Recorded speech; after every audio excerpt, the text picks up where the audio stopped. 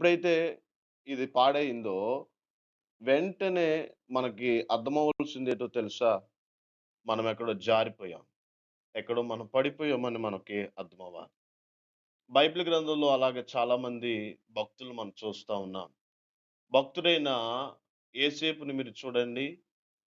పాపం చేయడానికి అవకాశం వచ్చి కూడా తను వద్దనుకున్నాడు. దేవుని ఎదుట నిలబడగలగడానికి తన శరీరాన్ని, కోరికలను అణుచుకోగలిగాడు. అందుకని యేసేపు చనిపోయి కొన్ని వేల సంవత్సరాలవుతుంది. ఈ రోజుకి కూడా యేసేపు పేరు పెట్టుకోవడానికి, యేసేపు జీవితాన్ని జీవించడానికి అనేక మందికి ఆశీర్వాదదాయకంగా ఉన్నాడు. అదే యేసేపుని మనోళ్ళు, దైవజనులు యేసు ప్రభుతో కూడా పోలుస్తా ఉంటారు. ఎందుకో తెలుసా? అణుచుకోగలగాల. ఈరోజు యవ్వన బిడ్డలు ప్రతి వారికి కూడా ఈవెన్ దో నేనైనా సరే మనం ఒకరికి చెప్పేవారుగా ఉండాలి అనంటే, ఏదో తెల్ల బట్టలేసుకొని ఏదో క్రైస్తవ జీవితాన్ని అనుభవిస్తున్నాం, వెంబడిస్తున్నాం అంటే సరిపోదు. మనం చెప్పేదానికంటే మన భక్తి, మన ప్రవర్తన, మన వస్త్రధారణ, మన నడక, మన మాట తీరే మనుషులను ఆకర్షిస్తది. వాళ్ళు గమనిస్తా ఉంటారు. మనకు తెలియని విషయం ఏమిటంటే, అందుకే నేనెప్పుడూ ఒక విషయం చెప్తా ఉంటాను. నీవు దేవుని కొరకు ఎవరికీ చెప్పకపోయినా పర్వాలేదు. నీ గురించి ఒకరైనా లేక ఒక 10 మందైనా ఆగిపోకుండా ఉండడానికి ప్రయత్నం చేయి అని అంటాను. ఎందుకో తెలుసా? మనం దేవుని గురించి చెప్పి, ఆ లక్షణాలు, ఆ భక్తి, ఆ విధానం, దేవుని వాక్యం మనలో లేకపోతే మన నిష్ప్రయోజనం అయిపోతాది. బూడిదలో పోసిన పన్నీరైపోతారు. మనం ఎంత చెప్పినా వాళ్ళంటారు, "వాడు చెప్తాడు గాని చేస్తాడేటి" అని అంటారు. కానీ మనము కొద్ది జీవితంలోనే లేక క్రమక్రమేణా సరిచేసుకుంటూ, భద్రం చేసుకుంటూ, లేకంటే కాపాడుకుంటూ విశ్వాస జీవితాన్ని, ఆత్మీయ జీవితాన్ని, శారీరయాన్ని కూడా కాపాడుకుంటూ, అన్ని విషయాల్లో క్రమశిక్షణ కలిగి జీవించడానికి మనం ప్రయత్నం చేయగలిగితే, మన భక్తిని చూసి, మన నడవడికను చూసి ప్రజలు ఆటోమేటిక్‌గా ప్రభులోనికి రావడానికి ఇష్టపడతారు. ఎక్కువ యవ్వన బిడ్డలు ఈ రోజుల్లో చాలా మంది చూస్తే, ఈ విధానమైన పరిస్థితి లేదు వాళ్ళలోని. అందుకనే వారి కళ్ళు పాడవుతున్నాయి. శరీరం పాడవుతుంది. వారి ఆలోచనలు పాడైపోయి ఉంటాయి. వారి వినికిడి పాడై ఉంటది.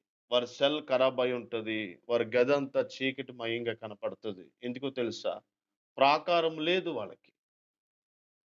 ఏ ప్రాకారం లేదు అంటే, యేసు రక్షకుడు అనే భయము, భక్తి లేదు. నమ్మి బాప్తిసాలు తీసుకునే లక్షణాలు లేవు.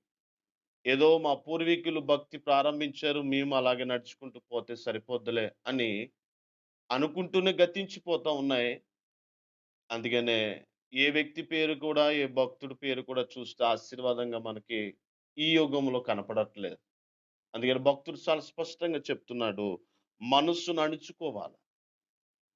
ప్రాకారం ఎంత అవసరమో ఒక ఇంటికి, ఒక భూమికి, ఒక అసెట్‌కి ఎలాగైతే అవసరమో, నీ భక్తి జీవితానికి, నీ విశ్వాస యాత్రకి, నీ కుటుంబ జీవితానికి, లేక నీ వయస్సు ప్రారంభానికి, నీ వయస్సు ప్రాయానికి కూడా ఈ కట్టడ అనేది చాలా అవసరం. అదే అణుచుకోవాలి. దాన్ని ఇంగ్లీష్‌లో ఒక మంచి మాట రాస్తాడు. No rule over his own spirit అని రాస్తాడు.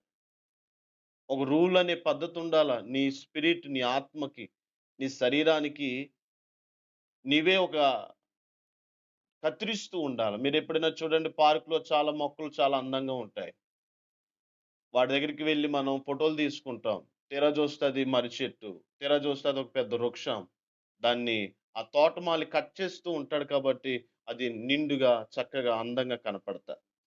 అదే మన వీధుల్లో రోడ్లను చూస్తే అదే చెట్లు ఊళ్ళ వేసుకొని చిరాకుగా పెద్ద పెద్ద మానులేసుకొని కనపడతది రోడ్డుకి, మార్కెట్‌కి అడ్డులుగా. కానీ అదే మొక్కని మనం తోటమాలి చెక్కుతున్న క్రమశిక్షణలో చూస్తే చాలా అందంగా ఉంటది ఆ పార్క్‌లో. నేనంటాను భక్తి ఎవరికి వాళ్ళు సాధనకం చేసుకోవాలి.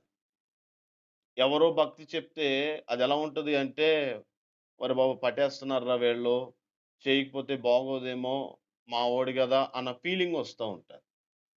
భక్తి నీకు నీవుగా సాధకం చేసుకోవాలి. నేను ఉదయాన్నే లెగాలి, ప్రార్థన చేసుకోవాలి, వాక్యం చదువుకోవాలి. మన చిన్నతనములో తల్లిదండ్రులు మనకి బ్రషు పెట్టి పళ్ళు తోమారు. ఒక వయస్సు రాలబోలోకి మనకు మనమే ఆ పని చేస్తా ఉన్నాం.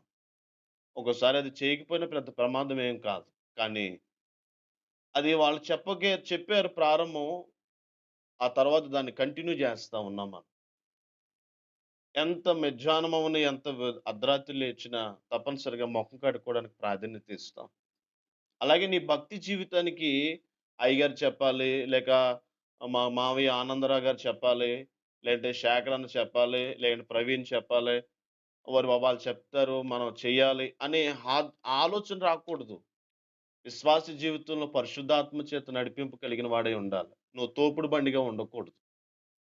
తోపుడు బండి అంటే చూడండి, మార్కెట్‌లో ఆడెలా తోస్తాడు ఎదరకి, మళ్ళా అక్కడే ఆగిపోద్ది. మరలా తోస్తాడు. కానీ నువ్వు పరిశుద్ధాత్మ చేత నడిపించబడిన వ్యక్తివైతే, నీ జీవితం ధన్యం. నువ్వు అనేక మందికి ఆశీర్వాదకరంగా ఉంటావు. ఇరుకులో, సమస్యలో, అనేక పాపాల మధ్యలో పడిపోయినా సరే, నువ్వు నిలబడ్డానికి ప్రభు నీకు సహాయం చేస్తాడు. ఎందుకో తెలుసా? నువ్వు నీకు నీవుగా సాధకం చేస్తా ఉన్నావు. ప్రార్థించాలి. యవ్వన బిడ్డలు చాలా మందున్నారు కాబట్టి నా మంచి మనవి, ప్రతిరోజు మీరు డైలీ బైబిల్ రీడింగ్ చేస్తా ఉన్నారు మంచిదే. అయితే ఆ బైబిల్ రీడింగ్‌లో సామెతల గ్రంథాన్ని రోజుకొక అధ్యాయం చదవండి.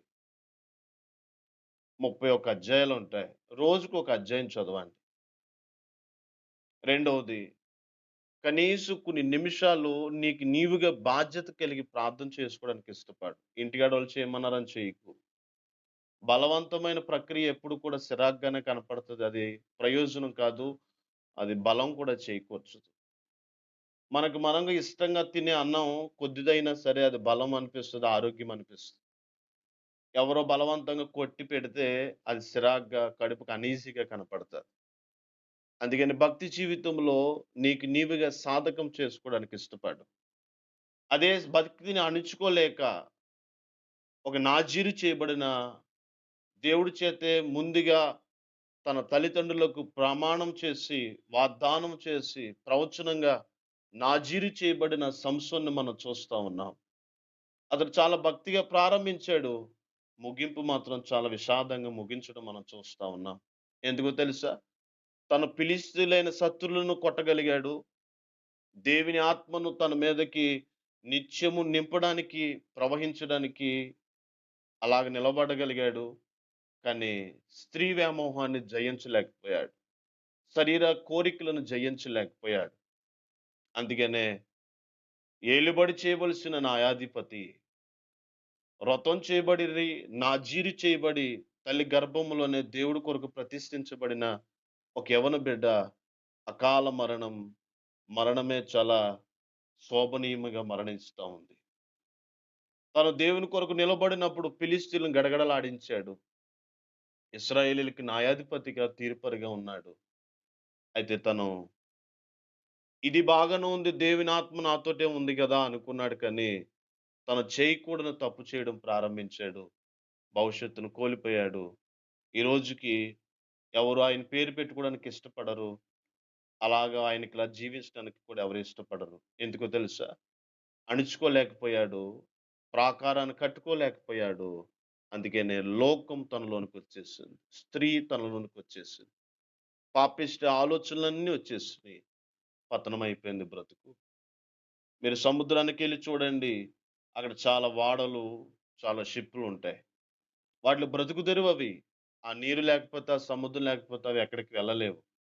అలాగని ఇన్ని సంవత్సరాలు నడిపిస్తున్నావు కదా అని మనిద్దరం ఫ్రెండ్స్ కదా! నీరుతో కొంచెం చోటిచ్చిందనుకోండి వాడ, నిలువనే వాడ ఎన్నంతస్తులున్నా సరే సమూలమైన మటుమాయమైపోతాది. మనం తామర పుష్పం వలె ఉండాలా. దాని బ్రతుకు బురదలోనే కానీ నీరు దాని మీదకి ఎక్కనివ్వదు. పాపికి, పరిశుద్ధుడకు, పాపానికి, అనీతికి, పావురానికి, కాకికి, బర్రెకు, గొర్రెకు, వెలుగుకు, చీకటికి, ఆత్మకు, దయ్యానికి ఎలాగైతే వ్యత్యాసాలున్నాయో, నీ భక్తి జీవితం కూడా అలాగే వ్యత్యాసం కలిగి ఉండాలి. ఈ రోజుల్లో చాలామంది వాళ్ళు ప్రభువుని నమ్ముకుంటారు గానీ, ఒక ఆదివారం ఎళ్ళొచ్చేస్తారండి. ఉన్నదంతా రోత బ్రతుకేనండి అని చెప్తారు.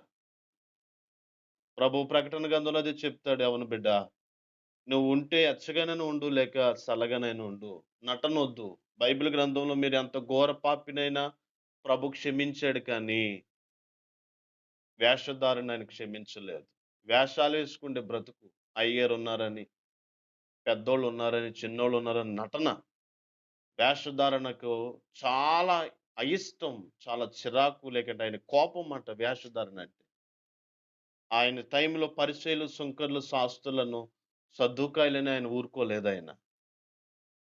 అందుకనే మనము నటించొద్దు. భక్తి ఒకరోజే రాదు. ఒక రాత్రి రాత్రి కట్టబడని ఇల్లు, ఒక రాత్రి రాత్రి మీద లేపబడిన పరిచర్య, ఒక రాత్రి రాత్రి మీద మొలిచిన చెట్టు పూర్తిగా ఉండవు. అవి మధ్యలోనే వస్తాయి. మధ్యలోనే ఎగిరిపోతాయి. కానీ భక్తి ఒక్కో మెట్టు, ఒక్కో మెట్టు ఎక్కడానికి ప్రయత్నం చేయాలి. ప్రార్థన రాదా? ప్రార్థనొచ్చే వాళ్ళ దగ్గరికి వెళ్ళాలి. భక్తి చేయడం ఎలాగో తెలియట్లేదా? చేసేవారి దగ్గర నేర్చుకో తప్పులేదు. ఏదో వచ్చేసానది కాదు మనకు కావాల్సింది. మన జీవితం మరణమంత వరకు ఏదో ఒకటి నేర్చుకుంటూనే ఉండాలి. ఒక విద్యార్థిగా లర్నింగ్ చేస్తూనే ఉండాలి. అది భక్తి విషయమవని, ఆధ్యాత్మికమైనవని, బయట ప్రపంచమైనా సరే. నిన్నేది ఏలుబడి చేయకూడదు. బైబిల్ గ్రంథంలో ప్రభు చెప్తాడు ఆదాముకి, నోవాహు కుటుంబానికి కూడా చెప్తాడు. ఈ సృష్టిని మీరు ఏలుబడి చేయండి అన్నాడు. కానీ ఈరోజు చూస్తే సృష్టే మన మీద ఏలుబడి చేస్తా ఉంది. సెల్ విపరీతంగా మనకి ఏలుబడి చేస్తా ఉంది. టీవీ బాగా ఏలుబడి చేస్తా ఉంది. లేదంటే ఏదో గేమ్స్ మనల్ని ఏలుబడి చేస్తా ఉంది. అవి ఏలుబడి చేయడం ఎలాగా అంటే కనీసం మనం ఆహారం మానేస్తున్నాం, పని మానేస్తున్నాం, డ్యూటీ మానేస్తున్నాం, నిద్ర మానేస్తున్నాం. చేయవలసిన పని కూడా మానేస్తున్నాం. అంతగా అవి ఏలుబడి చేస్తా ఉన్నాయి. నీ భక్తి జీవితంలో కరెంట్ పోయిన తర్వాత టీవీ ఆపేయడం పెద్ద విశేషమేమి కాదు. సెల్ ఛార్జింగ్ అయిపోయిన తర్వాత పక్కన పెట్టేసి అప్పుడు మోకాళ్ళేసి అప్పుడు పుస్తకాలు లేదంటే అప్పుడు స్టడీ చేయడం, అప్పుడు బైబిల్ తీయడం, లేదంటే వ్యక్తిగతంగా నీ కాలేజీ పుస్తకాలు అప్పుడు తీయడం అది గొప్ప విశేషమేమి కాదు. అది ఎవరైనా చేస్తారు. భక్తి వైరాగ్యం అనే మాటకి అర్థమేమిటో తెలుసా? అన్నీ ఉన్నా అది కాదు, వద్దు, నాకు అవసరం లేదని వదిలించుకొని భక్తిలో నిలబడడమే అసలైన భక్తి జీవితం. ఆ భక్తిని అలవాటు చేయడానికి మనం ప్రయత్నం చేద్దాం. ఎప్పుడు బ్రతుకుతామో, ఎప్పుడు కనుమూస్తామో తెలీదు. గ్యారంటీ లేదు. మనం కొన్న ఈ రూ. 10, రూ. 5 పెన్నుకైనా గ్యారంటీ ఉంది. వాడంటాడు, రాయకపోతే మళ్ళా తెచ్చేయి అనంటాడు. మన జీవితాలకు గ్యారంటీ లేదు. ఈ గ్యారంటీ లేని బ్రతుకులోనే విలువైన బ్రతుకు బ్రతకాల. మన పేరు చెప్తే ఆశీర్వాదం దిగి రావాల. మన పేరు చెప్తే ఆ యవనస్తుడా, లేక ఆ దైవజనుడా, లేక ఆ సువార్తికుడా, అబ్బో! ఎంత అభిషిక్తుడండి. మనకేదో కోట్లు, ఆస్తులు, అంతస్తులు కాదు కావాల్సింది. ఒక మంచి పేరు, ఒక మంచి ఆత్మీయత. అది సంపాదించాలంటే చాలా కష్టం. రోల్ గోల్డ్ ఎక్కడైనా దొరికేస్తది. కానీ బంగారమే చాలా అరుదుగా దొరుకుతది. వైడూర్యాలు, వజ్రాలే అరుదుగా దొరుకుతాయి. అవి సంపాదించాలంటే చాలా కష్టపడాలి. లోకరీత్యా అది. నీ భక్తి రీత్యా కూడా నువ్వు అలాగే చేయడానికి ప్రయత్నం చేయాలి. నువ్వనే కాదు నేను కూడా అంతే. మనం చేయడానికి ప్రయత్నం చేయాలి. కట్టుకోగలగాల. నిలబడగలగాల. జారిపోకూడదు. సర్వసాధారణం మరి జారిపోవడం. అయితే జారిపోయినోడు జారిపోయినట్టుగా ఉండకూడదు. మరలా తిరిగి ఎన్ని అడుగులైతే జారామో అన్ని అడుగులకి ముందుగా ప్రయాణిస్తూ ఉండాల. అందుకని భక్తుడు ఇస్సాకుని మీరు చూడండి. యాకోబు విషయంలో ఇబ్బందవుతున్నది మనకెక్కడో మైనస్ తగులుతది తన జీవితంలో. అబ్రహాము జీవితంలో మైనస్ తగులుతది. కానీ ఇస్సాకు జీవితంలో మీరు చూడండి. యాసావు జీవితంలో కూడా మైనస్ తగులుతది. కానీ ఇస్సాకు జీవితం చూడండి. అతను ప్రతి సాయంకాలము ధ్యానం చేస్తూ ఉండేవాడట. రెబెక్క ఆయనను ఎదుర్కొంది. వాళ్ళ జీవితాల్లో చాలా ఆశీర్వాదంగా మనకు కనపడతా ఉన్నాయి. ఎంత ఆశీర్వాదకరంగానంటే ప్రతి వివాహానికి వాళ్ళిద్దరి జంట పేర్లు, వాళ్ళు చేసిన కార్యాలు చెప్పుకుంటారు. వాళ్ళకి వేరే వేరే రిలేషన్స్ లేవు. వారు కట్టుకొనగలిగారు. బైబిల్ గ్రంథంలో మన జీవితాలు కూడా అలాగుండాలి. అణుచుకోగలగాల. అణుచుకోగలగాల. ఒక మంచి మాట చెప్తాను యవ్వనస్తులకి. భోజనాలు కూడా ఎక్కువగా తినకండి కడుపు నిండా. ఓ భక్తుడు ఇలాగ చెప్పుకొచ్చాడు. నీకు కడుపు ఖాళీగా, ఎలితిగా ఉండాలట నువ్వు భోజనం చేసినా సరే. తేన్పొచ్చి, ఎక్కిళ్ళొచ్చేంతగా కూడా చేయకూడదట భోజనం. ఎందుకో తెలుసా? పీకిల దాకా తిన్నవాడికి బుర్ర పనిచేయదు. వాడికి నిద్ర అలవాటవుతది. రెండోది, మూడోది వాడు ఏ పని చేయాలన్నా ఒళ్ళు వంచడు. నడుము వంగదు. వాడు చేసే పనేంటో తెలుసా? తినేస్తాడు కాబట్టి బలం ఆటోమేటిక్‌గా ప్రొడ్యూస్ అయిపోతుంటది. బలం తయారైపోవడం వల్ల ఏమవుతదంటే ప్రతి వీధిలో గొడవలకి ఈడే ఉంటాడు ముందు. కొట్టడానికి, కసరడానికి, బూతులాడడానికి, తల్లిదండ్రులకు లోబడకుండా ఏ గొడవ చూసినా వీడే ఉంటాడు. ఏ పోలీస్ స్టేషన్‌లో వీడే కనపడతాడు. ఎందుకో తెలుసా? తినేసాడు. బలం సెట్ అయిపోయింది. ఇంకా ఆ బలం బయటికి రావాలి. అదేదో ఒక రూపంగా పడగొట్టడానికో, కొట్టడానికో, తొడలో మీసాల మీలేయడానికో ఇలాగ పరిస్థితి అయిపోతది. అదే కడుపు హెల్తీగా ఉందనుకోండి, ఈరోజు భక్తి జీవితాలు ఎవరైనా అంతే, ఏ దైవజనుడైనా అంతే. నశించిపోతున్న ప్రజల కొరకు భారం కలిగిన వాడు ఎవరైనా అలాగే చేస్తాడు. నిద్ర పట్టదు వాళ్ళకి. కడుపారా తిన్నారని కూడా తెలీదు. ఒకవేళ వాళ్ళ పొట్టలు పెరిగిపోతున్నాయంటే అది గ్యాస్ట్రిక్‌ను అనేక మందిని కనాలని ఒకవేళ వాళ్ళు గర్భాన్ని ధరించి ఉండొచ్చేమో తప్ప, అతిగా తినేయడం వల్ల కాదది. యవ్వన బిడ్డలు ముఖ్యంగా నా 17 ఏట నేను సేవకు రావడానికి దేవుడు జరిగించాడు. నేను ఒక మంచి డాక్టర్‌ని అవుదాం అనుకున్నా. ఆనాటి నుండి ఏనాడు 2, 3 పూటలు తిన్నది లేదు. గొప్ప అని కాదు గానీ చెప్పాలి యవ్వన బిడ్డలు. నాతో పాటు నాకు బంధువులందరూ చాలా మందున్నారు. ఏదో ఒక రోజున కడుపు హెల్తీగానే ఉండాలి తప్పనిసరిగా. కడుపు హెల్తీగా ఉంటే మనం చేయవలసిన బాధ్యత, నియమ నిబంధనలు మనకు అర్థమవుతాయి. మనం చదివి ఉన్నతులుగా అవ్వాలనే ఆలోచనొస్తది.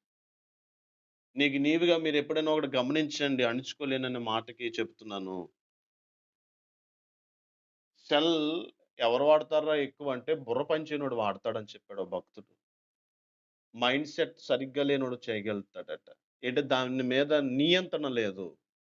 దానిని వద్దనుకునేగలిగిన అణుచుకోలేని వ్యక్తిగా అయిపోతున్నాడు వాడు.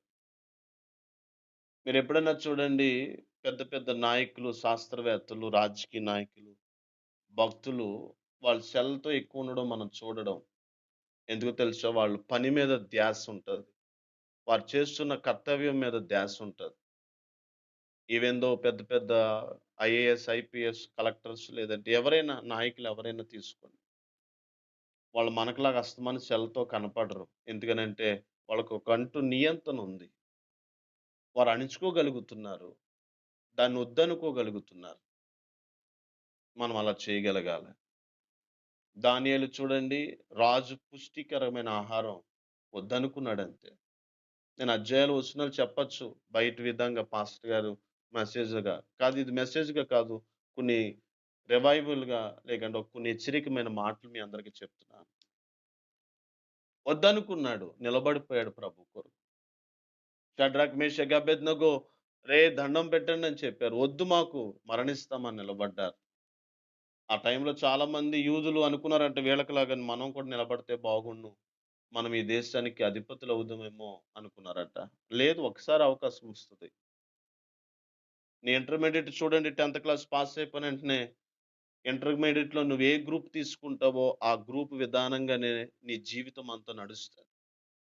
అది ఎంపీసీయా, బైపీసీయా, సీఈసీ, హెచ్‌ఈసీయా లేకంటే నువ్వేది తీసుకుంటున్నావో పాలిటెక్నికా, లేక వొకేషనలా నువ్వేది తీసుకుంటున్నావో దాని మీదే నీ జీవితం చివరికి జాబ్స్ వరకు అలాగే అది ఎదరికి వెళ్ళిపోతది. దాన్ని ఇంటర్మీడియేట్ అని పిలుస్తారు. ఎందుకంటే ఇంటర్‌లో నువ్వు తీసుకుండే టర్నింగ్ పాయింట్ నీ జీవితానికి దిశ అయిపోతది. వ్యక్తిగత జీవితంలో, విశ్వాస జీవితంలో కూడా అంతే. మనం కట్టుకోవడం ప్రారంభించాలి. రక్షణ తీసుకోవడం ప్రారంభించి దాన్ని కాపాడుకోగలగాల. ఆత్మ చేత నింపబడాలా. నీరుకు చెట్టుకు నీరెలాగో వాక్యాన్ని మన ఆత్మకు అందిస్తూ ఉండాల. విలువైన మాటలు దైవజనులైన భక్తులని చెప్తున్నప్పుడు చెవులు వినగలిగిన చెవులు గ్రహించగలగ మనస్సు ఉండాలా. ఎక్కువ వినాలా, తక్కువ తినాలా, తక్కువ మాట్లాడాలా. ఎందుకో తెలుసా? అవే నీ ఆత్మీయను శుద్ధీకరణ చేస్తాయి. నా మాటలు ఎంతవరకు అర్థమైనోళ్ళు ఎవరైనా ఒకసారి హల్లెలూయా చెప్పడానికి ప్రయత్నం చేయండి. మంచిది. మీ అందరూ వింటున్నారని అనుకుంటున్నాను. 28వ అధ్యాయము 14వ వచనంలో కూడా చక్కటి మాట రాయబడి ఉంటది. ఎవరైనా చదవగలిగిన వారు. అదే సామెతల గ్రంథం 28వ అధ్యాయము 14వ వచనాన్ని ఎవరైనా చదవండి అందరికి వినబడేలాగా. అయ్యా!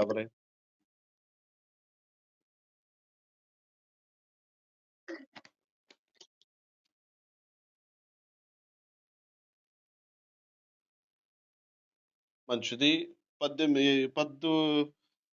28, 14 మళ్ళా నేను చదువుతాను. నిత్యము భయము కలిగి ప్రవర్తించువాడు ధన్యుడు. హృదయమును కఠినపరుచుకున్నవాడు కీడులో పడును. ఈ మంచి మాట జాగ్రత్తగా వినడానికి ప్రయత్నం చేయండి. నిత్యము భయం కలిగి ఉండాల. ఎవరి భయము? దేవుని యందు భయము, భక్తి. భయము ప్లస్ భక్తి కలిగి ఉండాల. నేను చెప్తాను. పాస్టర్ గారి భయం ఎందాక పనిచేస్తదంటే గుడిలో ఉన్నానని చెప్పే పనిచేస్తది. టీచర్ భయం, లేక పేరెంట్స్ భయం అంటే వాళ్ళ కాలేజీ దగ్గర, వీళ్ళ ఇంటికాడ. లేదంటే మా మామయ్య లాంటోళ్ళు, అన్న లాంటోళ్ళ భయం ఏంటంటే ఎదురుగుంట ఇలాంటి కోటాల టైంలో కనపడతది వాళ్ళకి. వాళ్ళని చూసి భయపడతాం మనం అంతే. కానీ ఎవరి భయం మనకు కావాలో తెలుసా? నిత్యము దేవుని భయం కలిగి ఉండాలి. దేవుడు చూస్తున్నాడు. నేను చేసేది ప్రతిదానికి దేవుడు లెక్క అడుగుతాడు నన్ను. మా ఇంటికాడ మా తల్లిదండ్రులే నన్ను రూ. 100, రూ. 1000 ఇస్తే ఏం చేసావు? ఏం చేసావు? అని అడుగుతున్నారు. దేవుడు అడగడా? ఆయుష్ ఇచ్చాడు, ఆరోగ్యం ఇచ్చాడు. అనేక మంది యవ్వన బిడ్డలకు లేని భాగ్యం నీకు దేవుడిచ్చాడు. మంచి ఆహారం, మంచి తల్లిదండ్రులను. నువ్వేదడిగితే అది ఇవ్వడానికి తల తాకలు పెట్టైనా కష్టపడకుండా నా బిడ్డకి, నా కూతురికి ఇవ్వాలని ఆశపడే తల్లిదండ్రులను దేవుడిచ్చాడు. అనేక మంది అనాథ బిడ్డలున్నారు. అనేక మంది లోపం, వికలాంగులున్నారు. వాళ్ళందరికంటే దేవుడెందుకు మనకి కృపత ఇచ్చేసాడు. దీన్ని మనం పాడు చేయకూడదు. భక్తి విషయంలో నిలబెట్టాలి. మన ఆత్మీయ జీవితంలోనే ఇది ఏదో ఒక క్రైస్తవ పరంగా నేను చెప్పట్లేదు. నీ శారీరకంగా నువ్వు కట్టుకోగలగాలి. నీ మాటలు నువ్వు కట్టుకోగలగాలి. కట్టుకోగలంటే ఆ నియంత్రణ ఉండాలా. నిబంధన ఉండాలా. నేను ఆశీర్వాదమైన మాట మాట్లాడాలి. ఉపయోగకరమైన మాట మాట్లాడాలి. బూతులు రాకూడదు నా మాటంట. శాపాలు రాకూడదు. ఒక వ్యక్తిని విమర్శించే లక్షణం నాకు రాకూడదు అని నువ్వు కట్టుకోగలగలిగే నియంత్రణ కలిగి ఉండాలి. అప్పుడు మనమేం చేయగలుగుతామో తెలుసా? మన ఆత్మీయ జీవితంలో కట్టుకోవడానికి ప్రయత్నం చేస్తాం. ఇక్కడ అదే చెప్తున్నాడు. నిత్యము భయము కలిగి ప్రవర్తించేవాడు ధన్యుడు. దేవుని భయం ఉండాల. ఏ భయమో తెలుసా? నేను ఏ చేసినా నా దేవుడు చూస్తాడేమో, ఆయన శిక్షిస్తాడేమో, ఆయన దండన నా మీదకొస్తదేమో అనే భయము మనం కలిగి ఉండాలి. అలా చేయని వాడికి ఏమవుతదో తెలుసా? హఠాత్తుగా చెప్తాడు. ఒకసారి ఆయన ఏం చేస్తాడంటే, హఠాత్తుగా కీడును, హఠాత్తుగా ఒక అపాయమును, హఠాత్తుగా ఆయన ముట్టడం ప్రారంభిస్తాడు. అంతే జీవితం అంతా చెల్లాచెదరైపోతది. అందుకని అంటాడు, హృదయం కాఠిన్యం పరుచుకునేటప్పుడు కీడులో పడతాడు వాడు. ఒరేయ్! ఈ వర్తమానం విను, ఈ మీటింగ్‌కి రా, ఇగో ఇలాగ ఉండు, ఇలా చెయ్యి అని తల్లిదండ్రులు, లేక అభిషేక్తులైన దైవజనులు అనేక మంది యవన బిడ్డలు నిన్ను ప్రోత్సహిస్తే, ఓరి బాబు వీడు బుర్ర తినేస్తాడు, వీడి మాట ఎందుకులే అనిపిస్తది. అంటే హృదయం కఠినమైపోతుంది నీది. నీ హృదయానికి నువ్వు కఠినమైపోతున్నావంటే నువ్వు నేరుగా కీడులో పడిపోతావిక. ఆ కీడు నుండి తప్పించాలంటే చాలా టైం అయిపోతది. ఈ లోపల చాలా సమయం నీతో పాటు ఉన్నవాళ్ళు ఎదరికి వెళ్ళిపోతారు. నీ జీవితం మరలా మొదటి నుంచి ప్రారంభించవలసొస్తది. అందుకని యవన బిడ్డ చాలా జాగ్రత్తగా నువ్వే ఏలుబడి చేయాలా నీ సెల్‌ని. నీవే ఏలుబడి చేసుకోవాలా నీ నోటిని, నీ ఆహారాన్ని, నీ ప్రవక్తను, నీ భక్తి జీవితాన్ని. లాస్ట్ బట్ లీస్ట్ ఒక మంచి మాట. ఆయుష్ తగ్గే కొలది ఆత్మీయత పెరగాలి. ఆయుష్ తగ్గే కొలది భక్తి పెరగాలి. యవ్వన ప్రాయానికొచ్చేసాను కదా అనుకోవద్దు. ఒక బర్త్‌డే, ఒక డెత్ డేకి దగ్గరైపోతుందని లెక్క చూడాలి. ఇక నుంచైనా ఎంతవరకు పాత రోత బ్రతుకు చూసి చూడక, తెలుసో తెలియక ఎవరో ఏదో అయిపోతారులే ఇంక నేను బాప్తిసం తీసుకోలేదు కదా! ఇంకా నేను గుడిలో చేరలేదు కదా! అని అనుకుంటున్నావేమో. రేపని, ఎల్లుండని వాయిదా వేయొద్దు దయచేసి. ఏ రోజు అనుకూలమైన సమయమో ఆ రోజున నువ్వు తీర్మానం చేసుకొని పాపాలను ఒప్పుకొని, యేసయ్య రక్తం చేత కడగబడడానికి ఇష్టపడు. నా ప్రభువు నిన్ను క్షమిస్తాడు. ఆ నిత్య పరలోకానికి నిన్ను వారసుడిగా చేస్తాడు. తీసుకోకపోవడం ఎంత బాధో, తీసుకున్న తర్వాత కూడా ఇంకంత జాగ్రత్తగా ఉండాలి. 2 చాలా బలమైన విషయాలు. జాగ్రత్తగా కట్టుకోవాలి. అణుచుకోగలగాలి. వద్దనుకోవాలి ప్రతీదీ కూడా. ఈ రోజుల్లో చాలామంది యూట్యూబుల్లో కానీ, సినిమా హీరోస్ కానీ చూస్తే చూడండి. అందరూ ఒకే రకమైన డాన్స్ ఎయరు. అందరూ ఒకే రకమైన విధానం కాదు. అందరూ ఒకే విధమైన కథలు కాదు. వేరుగా చేస్తారు. అవి ప్రజలకు నచ్చుతున్నాయి. అలాగే నీ భక్తి జీవితంలో ఎవడో ఏదో చేస్తున్నాడని వాళ్ళకలా జిరాక్స్ చేయొద్దు. ఒక ప్రత్యేకంగా దేవుడికి ఇష్టంగా చేయడానికి ప్రయత్నం చెయి. దేవుడు మెచ్చేలా చెయి. అప్పుడు దేవుడు నిన్ను మెండుగా దీవిస్తాడు. నీ హృదయాన్ని అణుచుకో. నీ శరీరాన్ని అణుచుకో.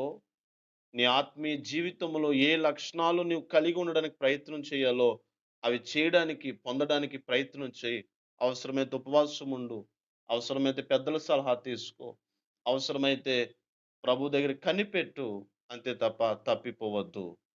తప్పిపోయావా? ఇహమందు, పరమందు కూడా తప్పిపోతావు. ప్రమాదకరమైన భక్తిహీనుడిగా మారిపోతావు. జీవితమంతా అధోగతమైపోతది. అందుకనే ప్రాకారం ఎంత అవసరమో ఒక ఇంటికి, నీ నీ శరీరానికి, నీ ఆత్మకు, నీ ప్రాణానికి నీవు నీ మనస్సును అంతగా అణుచుకోగలిగిన ఉండడానికి ప్రయత్నం చేయాలి. అలా చేయగలిగితేనే నీ యవ్వన ప్రాయంలో ఎంత విలువైంది.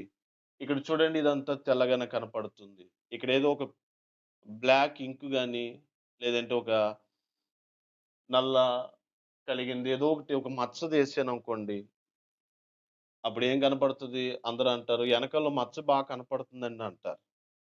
అంతే తప్ప, "ఈ పెయింట్ బావుందయ్యగారు" అని అనరు. ఎందుకనంటే మచ్చ క్లియర్‌గా కనపడతది. మన భక్తి జీవితంలో కూడా అంతే. మనం అన్నీ 99 చేసి ఒకటి తప్పిపోయినా, ఆ ఒక్కదాన్నే ప్రజలు చూస్తారు. ఆ ప్రజలు దాన్నే హేళన చేస్తారు. అందుకని అన్ని విషయాలలో మనం కట్టుకోలేము. మన వల్ల అవ్వదు. దేవుడి సహాయం పొందుకోవాలి. ఆయన నడిపింపులో ఉండాల. మన భక్తులు అనేకమంది అలాగే జీవించగలిగారు. నీవు కూడా జీవించడానికి ప్రయత్నం చెయి. ఒకసారి ఒక ఉదాహరణ చెప్పి నేను ముగిస్తాను. భక్తుడైన అగస్టిన్ గారు చిన్న వయస్సులోనే చేయవలసిన పాపాలు, చేయవలసిన దరిద్ర పనులన్నీ చేసేసాడు. కాల్చడం, స్త్రీ వ్యామోహానికి, మత్తు పదార్థాలకి, అలాగనే చాలా విపరీతమైన పనులు. చాలా ఒక 17, 18 వయస్సులోనే ఇవన్నీ చేసేసాడు. అయితే తన తల్లి, నా బిడ్డ ఒక మంచి మిషనరీ అవుతాడని ప్రార్థన చేసేదట. ఉపవాసం ఉండి, కన్నీరు కార్చి. యవ్వన ప్రాయంలోనే ఇంతలాగా పాడైపోయాడు. నా బిడ్డ సేవకుడవ్వాలనుకున్నాను అని కన్నీరుతో కార్చి. ఏ విధము చేతనో వాళ్ళందరూ ఫ్రెండ్స్ ఇలాగే ఒక మీటింగ్‌కి వెళ్లారు. అక్కడ దైవజనుడు వర్తమానం చెప్పారు. ఆ అగస్టిన్ పట్టబడ్డాడు. అయితే ఆయన చెప్తాడు, ఒక దైవజనుడు, అదో గొప్ప దైవజనుడు. నా తల్లి యొక్క కన్నీటి ప్రవాహములో నేను సిలువ దగ్గరకు వచ్చి ఉన్నానంటాడు. కొట్టుకొనొచ్చానంటాడు. సిలువ యేసు రక్తం చేత నన్ను కడగబడ్డాను, విమోచించబడ్డాను. ఆ తర్వాత ఒక మంచి సేవకుడవుతాడు. ఒకసారి ఆ వీధుల వెంబడి సువార్త ప్రకటించడానికి ఎందుకో వెళ్తున్న సమయంలో, ఒకప్పుడు తన పాత రోత బ్రతుకు యవ్వన ప్రాయంలో ఏ స్త్రీలతోటైతే ఏ వీధిలోనైతే ఏ పనికిరాని క్రియలైతే చేయగలిగాడో, ఆ వీధిలో వెళ్ళవలసొచ్చింది ఒక రోజున. అనుకుంటున్నాడు, అయ్యో! నేను ఒకప్పుడు ఈ వీధిలోనే ఇలా చేశాను, ఈ పాపిష్టమైన పనులు. మళ్ళీ ఇప్పుడు ఎళ్తున్నాను ఈళ్ళందరూ తయారవుతారేమో, అడ్డు తగులుతారేమో అని కంగారు పడుతూనే ఉన్నాడు. ఇంక తప్పలేదు, ఆ వీధిలో అడుగు వేయవలసొచ్చింది. అడుగు వేస్తూ వెళ్తున్నాడు. ఈ లోపులో తనకి ముందు ముందు పరిచయం ఉన్న ఆ స్త్రీలందరూ పైనుంచి పువ్వులు గిరగేయడం, దండలు గిరగేయడం. "అగస్టిన్ కమ్, కమ్ ఎక్కడికి పోయావు? ఏమైపోయి ఇన్ని రోజులు ఏమైపోయావు?" అని అందరూ ప్రేమతో మృదువుగా పిలుస్తా ఉన్నారు. అగస్టిన్ మాత్రం అలా దారిలో నిలబడిపోయాడు. ఎటు చెందకి పరిస్థితి. ఇంక నేరుగా కిందకి దిగేసి వాళ్ళొచ్చి చుట్టుముట్టారు. "ఏమైపోయావు? ఎక్కడైపోయావు? ఎలాగా? ఏంటి ఈ తెల్ల బట్టలేటి? ఏంటి ఇలాగైపోయావు?" అప్పుడు అగస్టిన్ ఒక మాట ఒక నోరు తెరిచి అన్నాడట, "మీరనుకుంటున్న అగస్టిన్ చనిపోయాడు. ఇది నూతనమైన అగస్టిన్. యేసు నాలో జీవిస్తున్నాడు. నేను ఆయన సొంత రక్షకుడిగా, సేవియర్‌గా నేను స్వీకరించాను. ఆ పాత అగస్టిన్ చనిపోయాడు.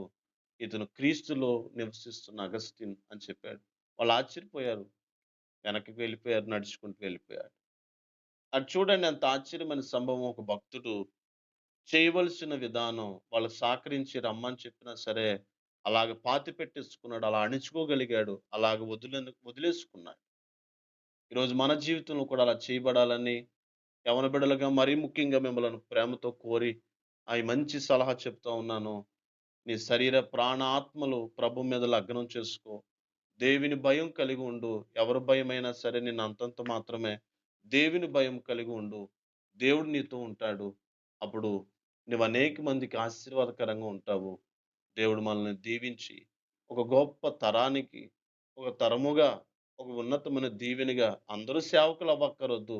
నీ ఇంటిలో నువ్వు ఒక సువార్థికుడిగా, నీ వీధిలో ఒక ఎవాంజలిస్ట్‌గా, నీ వీధిని పట్టుకోగలిగిన వాడిగా, నీ కుటుంబానికి మేలు చేయగలిగిన వాడిగా, భక్తి నేర్పించగలిగిన వాడిగా ఉండగలిగితే ఎంతో ఆశీర్వాదదాయకం. అలాంటి కృప, కనికరాలు మీ మీద ఉండాలన్న ఆలోచన. అయితే తల్లిదండ్రులు చాలామందున్నారు. మీ బిడ్డల్ని మీరేది దీవిస్తే అలాగే జరుగుతాయి. ఎందుకో తెలుసా? మీ నోట మీరు విశ్వాసులు, అనేక మంది ఆత్మీయ భక్తులున్నారు. మీ నోట మీరు దైవజనులుగా మీ బిడ్డలను ఏవైతే దీవిస్తారో అలాగ జరుగుతాయి తప్పనిసరిగా. అందుకని మీ నోట దీవెనకరమైన మాటలు మీ బిడ్డల మీద ఉచ్చరించండి. వారి తలల మీద పోయండి. దేవుడు వాళ్ళని అనేక మంది తరాలకు ఆశీర్వాదకరంగా చేయాలని మనవి. ఈ మంచి సమయం ఇచ్చిన దేవాది దేవునికి, అలాగనే శేఖరానికి, అలానే ఈ గ్రూప్‌లో ఉన్న మావికి, చిన్నానికి ఈళ్ళందరికీ ప్రత్యేకమైన వందనాలు. ఒకవేళ సమయం అతీతమైతే దయతో క్షమించండి. దేవుడు మనల్ని దీవించును గాక. ఒక చిన్ని ప్రార్థన చేస్తాను. ప్రభా! నీ మాటను నీ బిడ్డల మధ్య పెట్టాను.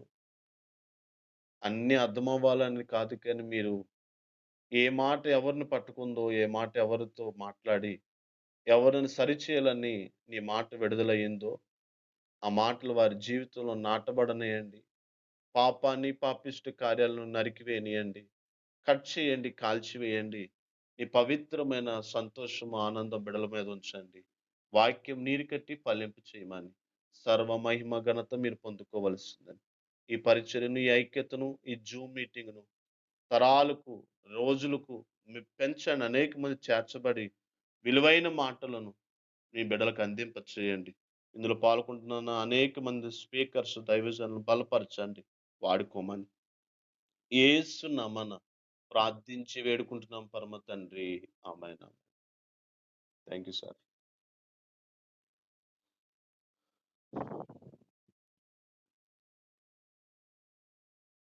అయ్యా ప్రత్యేకమైన వందనాలు.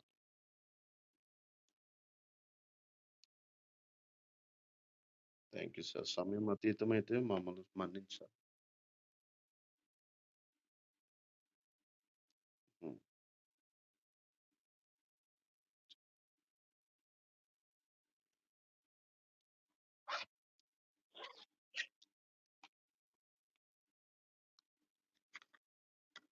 Thank you lord.